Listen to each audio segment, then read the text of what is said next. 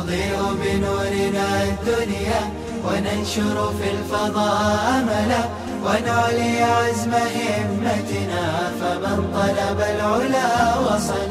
بسم الله الرحمن الرحيم. الحمد لله رب العالمين والعاقبة للمتقين والصلاة والسلام على سيد الأنبياء والمرسلين سيدنا وحبيبنا وحبيب رب العالمين محمد وعلى آله وأصحابه ومن هدى بهديه إلى يوم الدين.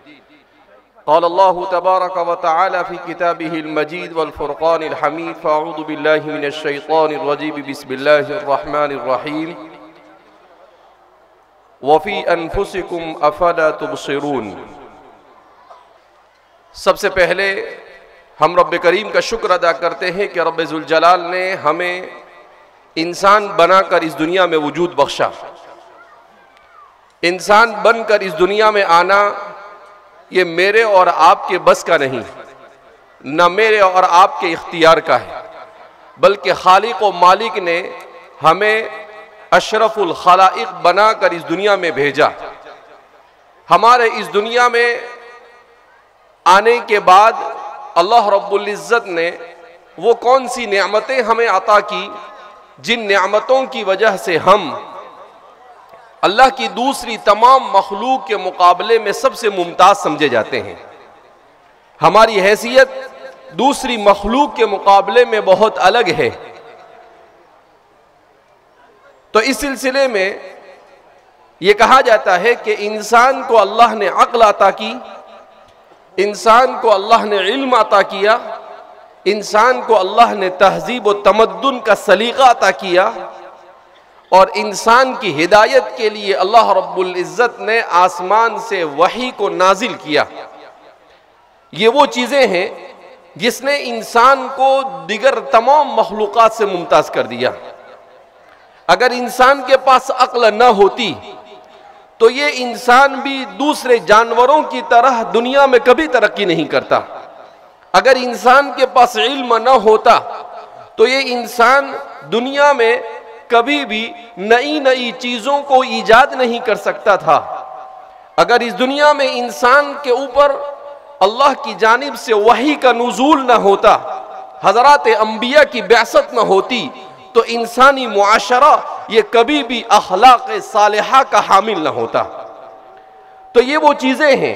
تو آئیے ہم سمجھنے کی کوشش کرتے ہیں کہ آخر عقل کیا ہے اور اس عقل کو ہمیں کہاں استعمال کرنا ہے، علم کیا ہے اور علم کو کس طریقے سے اپنی زندگی میں جگہ دینا ہے، اور اپنے کیریکٹر اور اپنے اخلاق کی اصلاح کس طریقے سے ہمیں کرنی ہے، اور ہمیں اس ملک میں کس طرح سے تہذیب کے ساتھ، اخلاق کے ساتھ، شائستگی کے ساتھ، بھائی چارگی کے ساتھ اور اس ملک میں بہترین انسان بن کر زندگی گزارنا ہے. تو سب سے پہلے ہم اپنی عقل کو سمجھنے کی کوشش کرتے ہیں. اللہ نے انسان کو عقل عطا فرمائی. انسان نے اپنی عقل کے بلبوتے پر دنیا میں بے شمار نئی نئی چیزیں ایجاد کی. اس دنیا میں ایک مسئلہ موضوع بحث ہے کہ دنیا میں سب سے تیز کون سی چیز ہے، جو سب سے تیز اور سب سے حیرت انگیز اور سب سے فاسٹ ہے. کسی نے کہا روشنی، کسی نے کہا پانی، مگر اس وقت کی سائنس یہ کہتی ہے کہ دنیا کی سب سے تیز ترین اگر کوئی چیز کام کرنے والی ہے تو وہ انسان کی عقل ہے. وہ کیا ہے؟ انسان کی عقل ہے.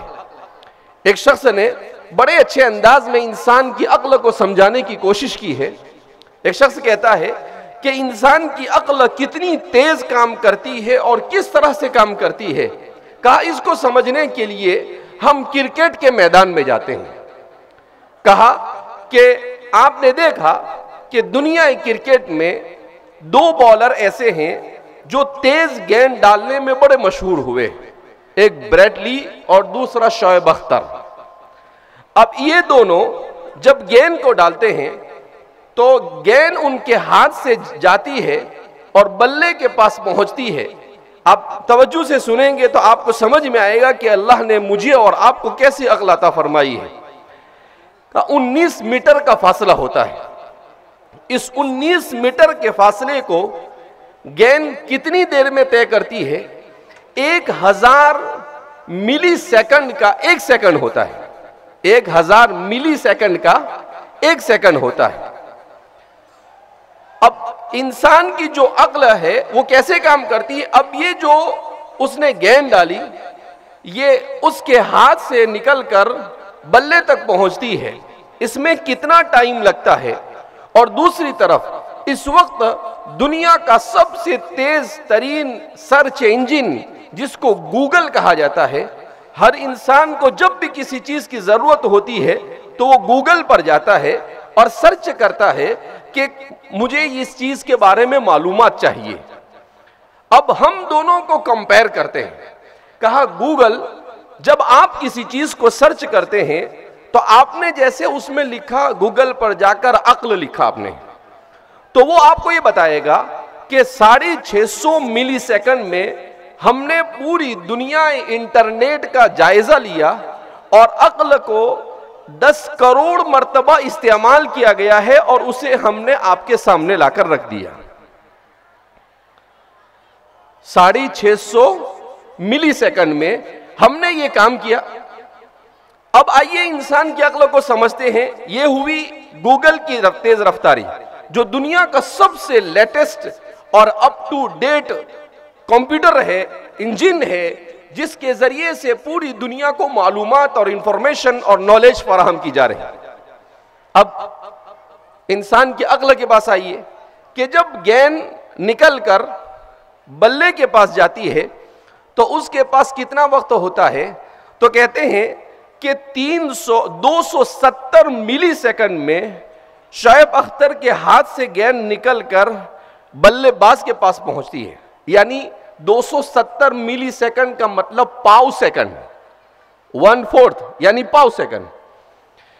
اس میں بھی جب وہ ٹپا کھاتی ہے، ٹپا کھانے کے بعد جب وہ واپس بلے باز کے پاس آتی ہے تو جیسے ہی وہ بلے باز کے پاس آتی ہے تو اس کے پاس 100 ملی سیکنڈ سے بھی کم وقت ہوتا ہے. یعنی 1 سیکنڈ کا 10واں حصہ، 100 ملی سیکنڈ سے بھی کم کا. اب جیسے ہی وہ ٹپا کھاتی ہے، گیند اچھل رہی ہے. اس اچھلتی ہوئی گیند سے بلے باز اپنے آپ کو بچانے کی کوشش کرتا ہے. تو اب اس کے پاس 100 ملی سیکنڈ سے بھی کم وقت ہوتا ہے جتنی دیر میں اسے اپنے سر کو کہ کہیں وہ گیند سر میں لگ کر زخمی نہ کر دے اس سے بھی بچانا ہے، اور وہ زمین پر نہ گر جائے اس سے بھی اپنے آپ کو بچانا ہے. کہا اس کے لیے انسان کی عقل کے جو نیورون ہے جو کروڑوں کی تعداد میں ہیں وہ حرکت میں آتے ہیں اور وہ گیند کی تصویر لیتے ہیں. الٹی تصویر ہوتی ہے جس کو عقل سیدھی کرتی ہے. سیدھی کرنے کے بعد وہ انسان کے بدن کے اندر جو سالمیں ہیں، سیل سے ہے، اس کو انسٹرکشن دیتے ہیں، اس کو حکم اور آرڈر دیتے ہیں کہ آپ کو اتنی مقدار میں جھکنا ہے. تو وہ بھی لاکھوں اور کروڑوں کی تعداد میں ہیں. تو کہتے ہیں کہ پھر وہ انسان اتنا ہی جھکتا ہے اور اپنے آپ کو بچاتا ہے. کہا اتنی دیر میں کروڑوں نیورون اور کروڑوں بدن کے سالمے جو اعصاب میں موجود ہے یہ سب کے سب کام کرتے ہیں، حرکت میں آتے ہیں، ایک دوسرے کو آرڈر دیتے ہیں، اس کو دیکھتے ہیں، بار بار اس کا جائزہ لیتے ہیں اتنی ہی دیر میں کہ میں کتنا جھکوں گا تو اس گیند سے بچ سکتا ہوں. کہا یہ سب کے سب مشکل سے 50 سے 60 ملی سیکنڈ کے اندر میں انسان کرتا ہے. کتنی دیر میں کرتا ہے؟ 50 سے 60 ملی سیکنڈ میں. اس کا مطلب آج کے کمپیوٹر سے انسان کا دماغ 10 گنا زیادہ تیزی کے ساتھ کام کرتا ہے. تو اب ظاہر سی بات ہے اتنا تیز دماغ اللہ نے دیا تب جا کر تو انسان یہ سب کچھ کر رہا ہے، ورنہ دنیا میں انسان کیا کر سکتا تھا؟ تو اللہ نے یہ عقل ہمیں عطا فرمائی انسان کے اندر. یہ تو انسان کا دماغ کیسے کام کرتا ہے وہ ہوا.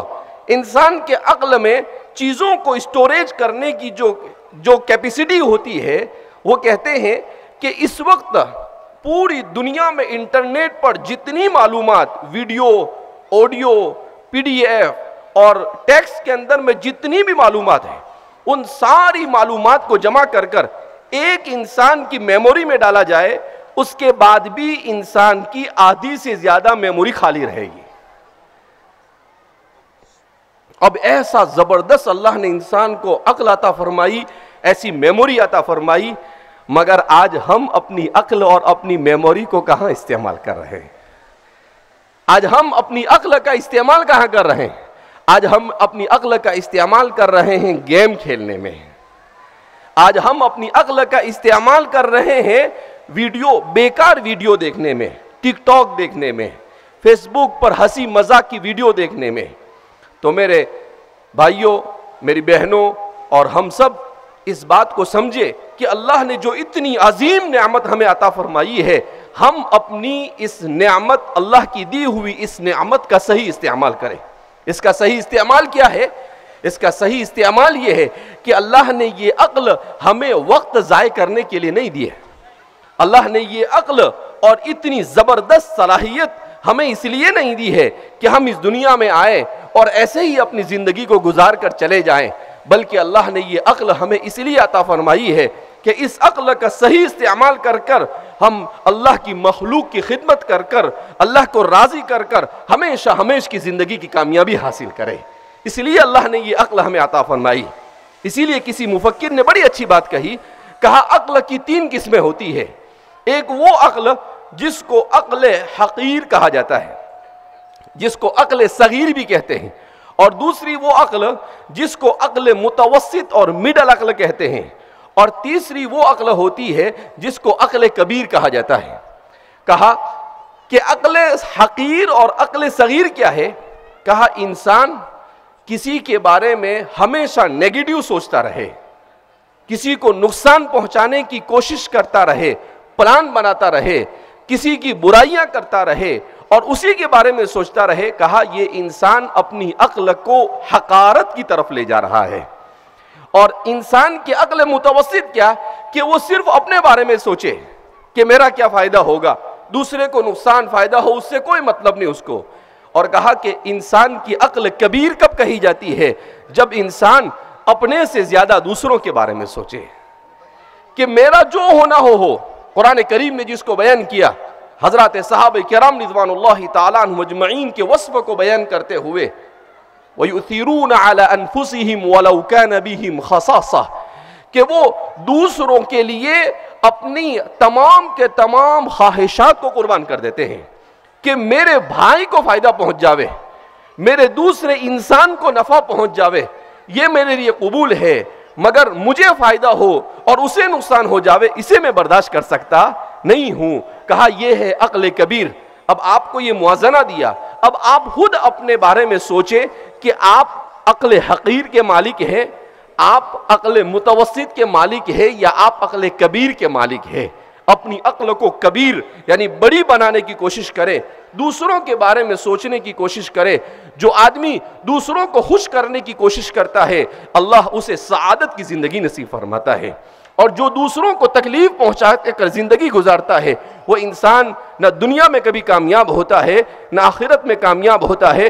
قرآن کریم میں اللہ نے ارشاد فرمایا جزاء سیئۃ سیئۃ مثلھا، کہ برائی کا انجام ہمیشہ برا ہوتا ہے، برائی کا انجام کبھی اچھا نہیں ہو سکتا ہے۔ اس لیے سب سے پہلے ہم اپنی عقل کا صحیح استعمال کرنے کا عہد لے کر یہاں سے اٹھے کہ ہمارے یہ بچے جو آج بچے ہیں کل بڑے ہوں گے، یہ اس ملک کا مستقبل ہے، یہ امت کا مستقبل ہے، یہ میرا اور آپ کا مستقبل ہے۔ ان کا مستقبل اسی وقت صحیح ہوگا جب ماں باپ انہیں صحیح معنی میں اپنی عقل کے صحیح طور پر استعمال کرنے کی طرف لے جائے۔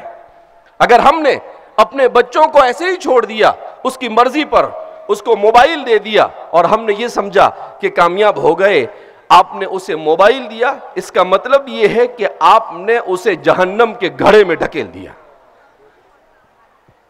موبائل کیا چیز ہے؟ لیکن آج کا انسان سمجھتا ہے آئی فون ہاتھ میں آ گیا تو ایسا سمجھتا ہے کہ جیسے وہ معراج پر پہنچ گئے، اور اگر لیٹسٹ آئی فون ہاتھ میں آیا تو وہ ایسا سمجھتا ہے کہ سدرۃ المنتہا سے اوپر چلا گیا۔ نہیں، انسان موبائل سے وہ ایسا سمجھتا ہے میرا پروفائل بہت بھاری، میرا اسٹیٹس، اور بہت یعنی اس کے بعد اس کی چال بھی بدل جاتی ہے۔ اور میرے بھائیو دوستوں اور بزرگوں، موبائلوں سے کچھ نہیں ہوتا ہے، پیسوں سے کچھ نہیں ہوتا ہے، انسان اپنے علم، اپنے اخلاق اور اپنے کردار سے پہچانا جاتا ہے۔ انسان کے اخلاق اچھے ہو، چاہے اس کے پاس علم نہ ہو، تبھی وہ انسان سر بلند رہتا ہے۔ اور انسان کے پاس سب کچھ ہے مگر اس کا کیریکٹر اچھا نہیں ہے، نہ دنیا میں اسے کوئی پوچھے گا اور نہ آخرت میں اسے نجات ملے گی۔ نبی کریم صلی اللہ علیہ وسلم نے ارشاد فرمایا، اکثر ما يدخل الناس الجنت هو حسن الخلق، سب سے زیادہ وہ چیز جو انسانوں کو جنت میں لے جائے گی وہ ہے حسن اخلاق۔ حضور نے کثرت عبادت نہیں کہا، حضور نے کہا کہ جتنے اخلاق آپ کے اچھے ہوں گے آپ اتنا ہی جلد جنت کے اندر اتنا بلند اور اتنا عظیم مقام حاصل کریں گے۔ اسی لیے کہتے ہیں کہ اچھے اخلاق والا ان لوگوں سے بھی آگے نکل جاتا ہے جو رات بھر عبادت کرتے ہیں اور دن بھر روزہ رکھتے ہیں۔ کیوں؟ کہ وہ کسی کو تکلیف نہیں پہنچاتا۔ آج ہمارے معاشرے میں دینداری کس کو سمجھا جا رہا ہے؟ ہم نماز پڑھتے ہیں اور وراثت میں اپنی بہنوں کو حق نہیں دیتے، ہم نماز پڑھتے ہیں، ہم روزے رکھتے ہیں، پیر اور جمعرات کے بھی روزے رکھتے ہیں اور اپنے پڑوسی کو ستاتے ہیں، ہم ہر طرح کی عبادتیں کرتے ہیں مگر ہمارے کردار سے کوئی ہمارے معاشرے کا انسان محفوظ نہیں۔ ہم بیٹھے بیٹھے لوگوں کی غیبتیں کرتے رہتے ہیں، ہم کسی سے حسد کر رہے ہیں، کسی کا کینہ اپنے دل میں لیے ہوئے ہیں۔ میرے بھائیو دوستوں اور بزرگوں، یہ صفتیں انسان کو زیب نہیں دیتی ہے، یہ صفتیں انسان کو انسانیت سے نکال کر حیوانیت سے بدتر تر پہنچا دیتے ہیں۔ قرآن کریم اسی کو کہتا ہے، کیا کہتا ہے؟ انہم کالانعام بل ہم اضل، کہ جو لوگ صرف اپنے پیٹ کے پیچھے لگے رہتے ہیں، جنہیں صرف پیسہ کمانا اور پیٹ بھرنے کی عادت ہوتی ہے، اس کے لیے نہ حلال دیکھتے ہیں، نہ حرام دیکھتے ہیں، نہ صحیح دیکھتے ہیں، نہ غلط دیکھتے ہیں، تو قرآن کریم میں اللہ فرماتے ہیں انہم کالانعام بل ہم اضل، یہ چوپائے جیسے، ارے چوپائے سے بھی گزرے ہیں۔ اس لیے میرے بھائیو دوستوں اور بزرگوں، ہم اپنی زندگی پر سوچیں کہ ہم کہاں کھڑے ہیں اور ہمیں کہاں کھڑا ہونا چاہیے۔ دوسرے نمبر پر اللہ نے انسان کو علم عطا فرمایا۔ علم ایک ہے علم دین اور ایک ہے علم دنیا۔ علم دین اسی لیے ضروری ہے کہ علم دین کے بغیر انسان کی زندگی میں اخلاق اور کردار درست نہیں ہو سکتا ہے۔ حضرات انبیاء کرام علیہم السلام کو اللہ نے اسی لیے بھیجا کہ انسانوں کو کس طرح سے صبح شام کی زندگی گزارنا اخلاق کے ساتھ وہ عملی طور پر کر بتلائے۔ لَقَدْ كَانَ لَكُمْ فِي رَسُولِ اللَّهِ أُسْوَةٌ حَسَنَةٌ کہ محمد عربی صلی اللہ علیہ وسلم کی زندگی آپ کے لیے آئیڈیل ہے۔ آپ صلی اللہ علیہ وسلم نے ستانے والوں کو معاف کر دیا، کسی کو ستانا تو بہت دور کی بات، آپ کے ذہن و خیال میں کبھی کسی کو ستانے کا تصور بھی نہیں آیا، آپ نے کبھی سوچا بھی نہیں کہ میں کسی انسان کو تکلیف پہنچاؤں، بلکہ آپ کی جان لیوا جو آپ کی جان لینے کے در پہ ہوتے تھے، ایسے لوگوں کو بھی معاف فرما دیتے تھے۔ بخاری کی ایک روایت ابھی پڑھاتے ہوئے سبق میں گزری تو حضرت انس بن مالک فرماتے ہیں کہ نبی کریم صلی اللہ علیہ وسلم آرام فرما رہے تھے، ہم صحابہ سے تھوڑے دور تھے، آپ نے اپنی تلوار لٹکا رکھی تھی، ایک شخص آیا تلوار لی اور کہا کہ محمد بتاؤ مجھے تمہیں کون بچا سکتا ہے؟ اللہ کے رسول صلی اللہ علیہ وسلم نے کہا اللہ، تو اس پر کبکبی طاری ہو گئی، اس کے ہاتھ سے تلوار گر گئی، حضور نے لی اور کہا کہ اب تم بتاؤ مجھ سے تمہیں کون بچا سکتا ہے؟ وہ ہکا بکا رہ گیا۔ لیکن جو بہترین جملہ حضرت انس بن مالک نے نقل کیا، ہم یہ قصہ تو سنتے رہتے ہیں مگر حضرت انس بن مالک فرماتے ہیں فَلَمْ يُعَاتِبْهُ رَسُولُ اللَّهِ صلی اللہ علیہ وسلم، حضور نے اسے چھوڑ دیا، اسے ڈانٹا نہیں، اسے ڈپٹا نہیں، اس کے ساتھ بدتمیزی نہیں کی، اسے کچھ نہیں کہا، اسے ایسے ہی چھوڑ دیا، اسے معاف کر دیا۔ اس کا کیا انجام ہوا؟ اس نے فوراً کہا کہ اشہد ان لا الہ الا اللہ و اشہد ان محمد رسول اللہ صلی اللہ علیہ وسلم۔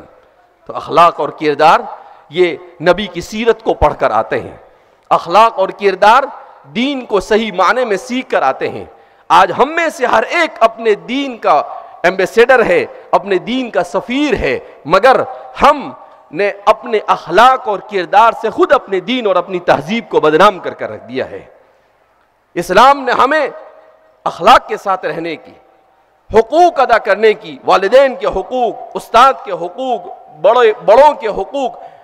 قرآن اللہ کے رسول صلی اللہ علیہ وسلم نے ارشاد فرمایا کہ من لم یؤقر کبیرنا ولم یرحم صغیرنا فلیس منا، جو چھوٹا ہمارے بڑوں کا اکرام نہ کرے اور جو بڑا ہمارے چھوٹوں پر شفقت اور مہربانی نہ کرے فلیس منا، وہ ہم میں سے نہیں ہے۔ حضور نے فرمایا من غشنا فلیس منا، جو دھوکہ دے وہ ہم میں سے نہیں۔ ابھی سفر کے دوران ہمارے ایک دوست اورنگ آباد میں ملے، انہوں نے کہا کہ مولانا ایسی زندگی ہے دنیا میں، انسان ایسی پست اخلاقی کا شکار ہوا ہے کہ دھوکہ دینے کو ہوشیاری سمجھا جا رہا ہے۔ وہ کہتے ہیں کہ ہم نے سبزی فروشوں کے ساتھ میٹنگ کی تو سبزی فروشوں نے کہا کہ کانٹی مارنا کوئی ہم سے سیکھے۔ سبزی فروشوں نے کیا کہا؟ کانٹی مارنا کوئی ہم سے سیکھے کہ کانٹی کیسے ماری جاتی ہے، کہا ہمیں آتا ہے، ہم اس میں ایکسپرٹ ہیں۔ تو میں نے کہا کہ اللہ کے رسول صلی اللہ علیہ وسلم نے ارشاد فرمایا من غشنا فلیس منا، جو دھوکہ دے وہ ہم میں سے ہے ہی نہیں، اس کو مسلمان اور مومن کی لسٹ سے اور فہرست سے نکال دو اس کو کہ بھئی یہ مسلمان نہیں ہے۔ مسلمان اور دھوکہ دہی، آج قدم قدم پر دھوکہ، تجارت میں دھوکہ، آدمی کام کر رہا ہے، آپ اپنے کام کے وقت میں کام کو چھوڑ کر موبائل استعمال کرے، یہ بھی دھوکہ ہے اور خیانت ہے۔ اسلام اس کی اجازت نہیں دیتا ہے۔ یہاں تک کہ اسلام نے کہا کہ اگر آپ اپنے کام کے اوقات میں نماز پڑھتے ہو تب بھی آپ گناہ کر رہے ہو۔ آپ کہیں کہ لو مولانا نیا مسئلہ لے کر آئے، ہم نے تو سنا نہیں آج تک۔ نہیں، کیا مطلب؟ کہ آپ اپنے کام کے وقت میں فرض نماز کو چھوڑ کر نفل نماز میں مبتلا ہو رہے ہیں تو شریعت اس کو ناجائز کہتی ہے۔ کیوں؟ کہ آپ جہاں کام کر رہے ہیں اس کا کام آپ اس سے اجرت لے رہے ہیں، آپ کو وہ پیسے دے رہا ہے، وہ آپ پر فرض ہے، اور یہ نفل آپ پر نفل ہے، تو فرض اور نفل جمع ہو جاوے تو کس کو مقدم رکھنا پڑے گا؟ فرض کو مقدم رکھنا پڑے گا۔ یہ ہے اسلام ہمیں سکھاتا ہے۔ تو اس لیے ہم صحیح معنی میں اسلام کو سیکھیں اور اپنے نوجوانوں کی صحیح تربیت کریں، اپنے ہاتھ سے موبائل کو چھوڑ کر اپنے ہاتھ میں کتاب پکڑیں۔ کیا پکڑے؟ اپنے ہاتھ میں کتاب۔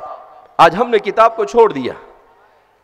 اسلامی معاشرے میں کتاب ایسی ہوتی تھی کہ ایک مسلمان گھرانے میں 50 ہزار کتاب اس کی لائبریری میں ایسے ہی رہتی تھی۔ برمکی خلافت عباسیہ کے ایک بہت بڑے وزیر گزرے ہیں، ان کے بارے میں آتا ہے کہ ان کے مکتبے میں 6 لاکھ کتابیں اپنے مطالعے کی تھی۔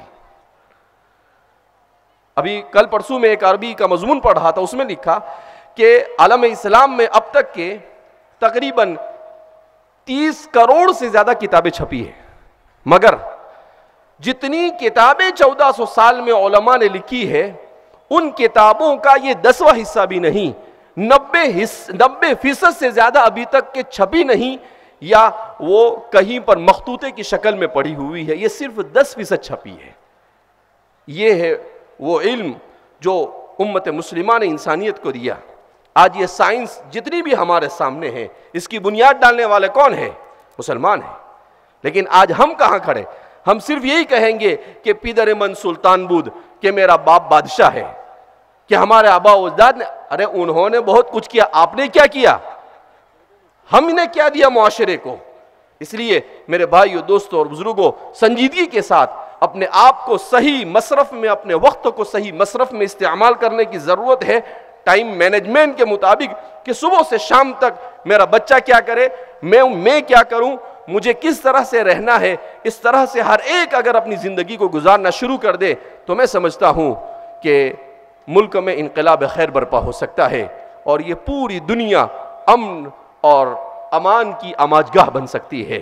اللہ رب العزت ہم سب کو صحیح معنی میں اپنی عقل کا صحیح استعمال کرنے کی توفیق مرحمت فرمائے۔ اللہ ہمیں اپنے اخلاق کی درستگی کی توفیق مرحمت فرمائے، اور جن احباب نے اس پروگرام کو منعقد کیا ہے، اللہ ان سب کو دنیا اور آخرت میں بہترین بدلہ عطا فرمائے۔ ہم اس موقع پر ہمارے دھولیا شہر کے ایس پی صاحب، ان کے بھی ممنون و مشکور ہیں کہ انہوں نے پورا کوآپریشن کیا، پورا تعاون کیا، اور ابھی بھی ہمارے ساتھ وہ بیٹھے ہوئے ہیں، اتنا وقت وہ دے رہے ہیں، ہم اس پر ان کے بے پناہ ممنون و مشکور ہے۔ ایسے ہی آفیسر اگر اس ملک میں ہر جگہ پر ہے تو میں سمجھتا ہوں کہ اس ملک میں بھائی چارگی کی فضا ایسے ہی قائم ہو جائے گی، اور اگر اس طرح سے نہیں ہوگا تو ظاہر سی بات ہے، تو اس لیے ضرورت اس بات کی ہے کہ اس دوسرے آفیسروں کو بھی ان سے سیکھنا چاہیے کہ کس طرح سے انہوں نے یہ نہیں سوچا کہ یہ کون سی کمیونٹی کا پروگرام ہے، کن لوگوں کا پروگرام ہے، بس انہوں نے یہ سوچا کہ بھئی تعلیم کے اوپر اور کیریکٹر پر ایک پروگرام ہو رہا ہے تو مجھے بھی ان کے ساتھ شریک ہونا چاہیے، ان کے ساتھ حصہ دار بننا چاہیے۔ تو ہم ان کے بے پناہ ممنون و مشکور ہے۔ سر، آپ کو سیلیوٹ اور سلام ہے کہ آپ یہاں پر ہمارے درمیان تشریف لائے، بہت بہت شکریہ۔ السلام علیکم ورحمۃ اللہ وبرکاتہ۔